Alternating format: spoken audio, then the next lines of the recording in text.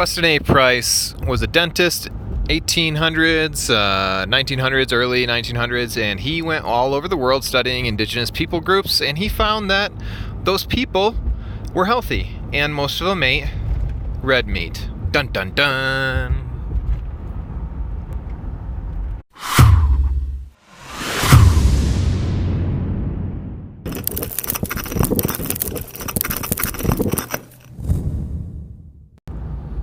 Alright, so guys, if you've been following my journey of this past year, you would know that I'd been basically doing a bit of a detox, a cleanse. Kind of the first time in my life that I have. I'm in my later 30s now, and never really did a lot of cleansing. Never really believed most of my life, simply because I grew up in the Midwest, where I would say natural health is far, far behind. There may be people into natural health, but it's not widely accepted as much, considering where Western United States is. Let's say Colorado, where I currently live, or California by far. You know, whether that's talking about natural health, naturopaths, or acupressure, acupuncture, those things were like nearly not heard of in my life growing up. So it sounds like this is a little bit backwards to talk about a red meat being a superfood, but it absolutely is. There's no way around it. I mean, there's no better source of iron out there than red meat. I mean, that's why it's red, is because of the iron in it, the Hemi content. So bottom line is, I talk about this a lot in some of my other videos, but red meat is definitely a superfood. Weston A. Price, which I said in the intro, traveled the world. He was a dentist. He looked at teeth health, and most people he found indigenous groups had great teeth health, unless they're colonized people, which means the Western diet kind of screwed them over and destroyed their teeth. Excuse me. One of the cornerstones of colonized people groups that were, I don't know what you want to call it, but anyways, the bottom line is there ends up being these rations that were given by colonials that Native Americans turned into fry bread.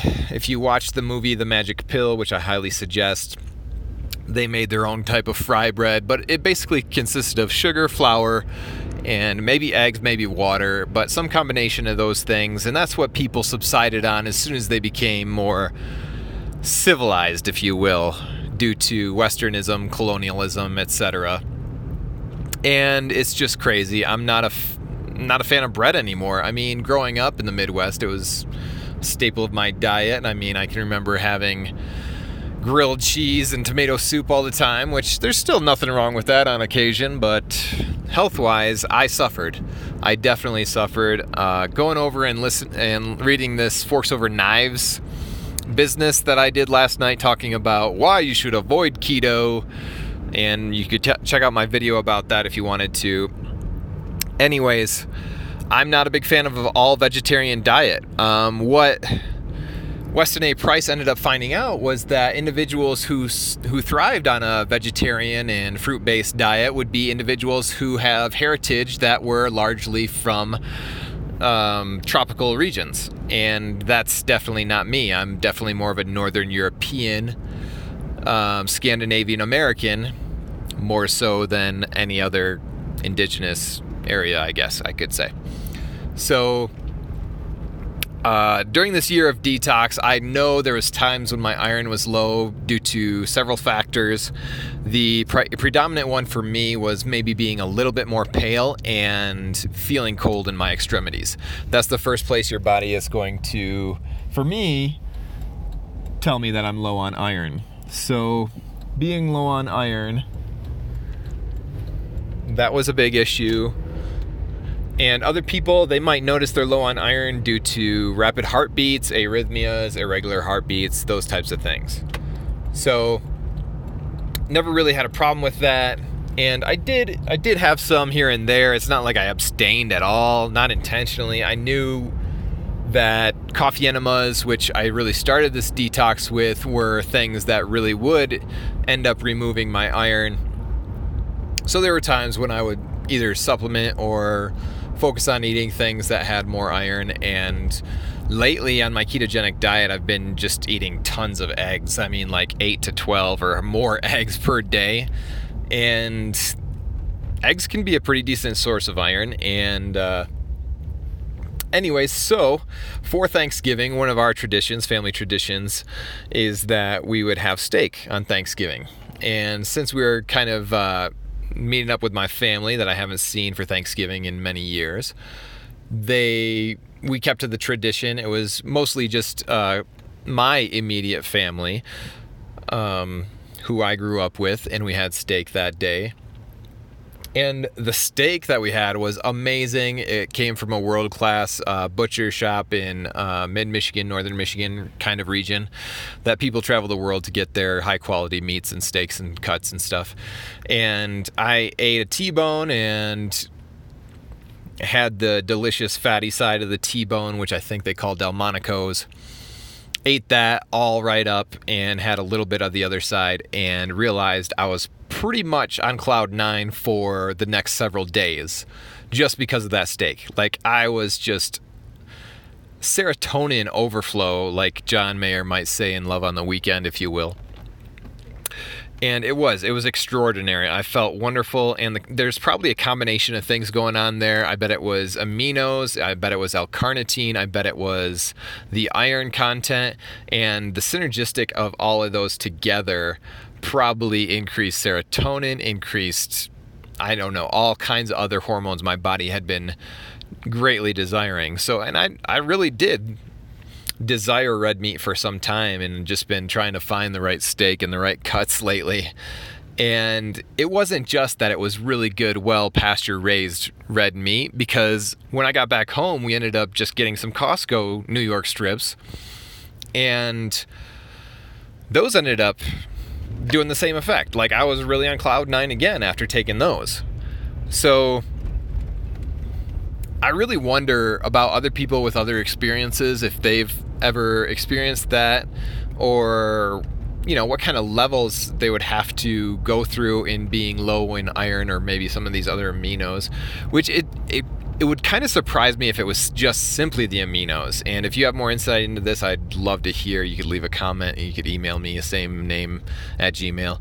And I mean, it had to be a combination of those things. So overall, get high on red meat, get high on steak. Definitely try and find good quality sources of that stuff. And overall, yeah, I'm not a huge fan of the farming industry and the way they do it. If only it was more pasture raised, if only we had more nutrients in our soil, in our greens, I'd be way more of a family friendly, vegan, vegetarian, more of that in my diet. It's just there's not enough nutrients in that anymore.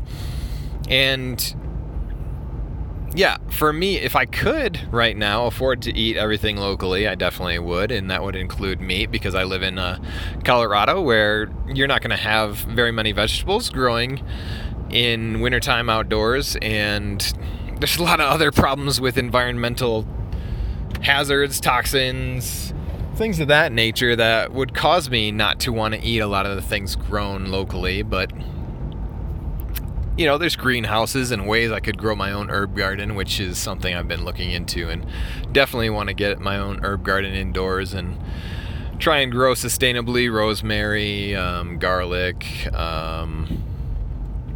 ginger, basil, a lot of the herbs that we would really like to have around. Rosemary. So anyways, guys, I just wanted to share this little tidbit that I was basically on cloud nine, getting high off of red meat, and really question what people believe about the way red meat is not healthy. A lot of the people out there that I've been watching now talk about the carnivore diet, which I've mentioned that in several videos lately, and how truly amazing that can be for people's health, and some of the studies related to carnivore diet versus vegetarian diet. And believe it or not, it turns a lot of our beliefs about regularity on its head. Like, high fiber diet is actually not good for keeping your bowels moving, and red meat may actually be good for keeping your bowels moving, because they found that if you had Well, okay, that's complicated, because if you've got a compacted bowel system, then there's probably no amount of anything food-wise that's going down your throat that's going to change that. Simply because you would need, in my opinion, to go from the other end to be most effective. So that's not too appealing to a lot of people, but I mean, I've said this in many of my other videos before, that if you don't focus on cleaning out your colon health, then you probably won't stay healthy for very long. You probably won't live a vibrant, healthy life into your whatever's that you're looking forward to at the end of life. They will be those years at the end that you're not looking forward to. As the old joke goes, like, oh, eating this will cut years off your life. Yeah, but it's all those bad years at the end that nobody wants anyways. But I really believe we can live a vital life, a happy life. And I mean, my wife's grandpa is 107 or 8 or something like that, and very on task with his whole brain. He's totally all there. His vision is a little bit low. He loves to play cards, and he still has low vision reading cards, or he has some magnifying glass if he's playing an online card game, which, yeah, he does that. But he'll smoke you in gin, I guess. Gin rummy, whatever. And anyways, guys, I hope I closed all my thought trains here, but just wanted to share that. Look into it more. Weston A. Price Foundation is a great website for information on how to stay healthy. Nourishing Traditions is something that we have done. There's a Nourishing Traditions baby book. It talks about how good bone broth is, which is something I got going at home, and especially this winter season. Fall, winter, springtime, especially in Colorado, it's still pretty cold. It seems like we get most of our snow after it's cooled off or warmed up all across the country. Yeah, so when it snows in May around here, it's pretty normal, and then you got heavy wind gusts, sometimes 50 or 80 miles an hour on the Front Range, anywhere in that range, and it's still very cold. So I could make broth, nourishing bone broth, meat stock, almost year round. Summertime, you can even drink it cold. I think it still tastes good, in my opinion. It just depends on maybe what you do with it. I also like throwing I use Spice Hunter Mexican seasoning, and I just throw it into the stock because it turns it into a really cheap, spicy goodness tortilla soup without any other additives kind of deal. And all right, well, anyways, guys, stay healthy, like, share, subscribe. Thanks for listening. I've got a video review plan for 100K subscribers, and I would love your help to get me there. Totally working on my end to get there as well, telling everybody I know about my channel, and probably will do it at Garden of the Gods, one of my favorite places, outdoor parks around here that's world famous. And stay healthy, guys.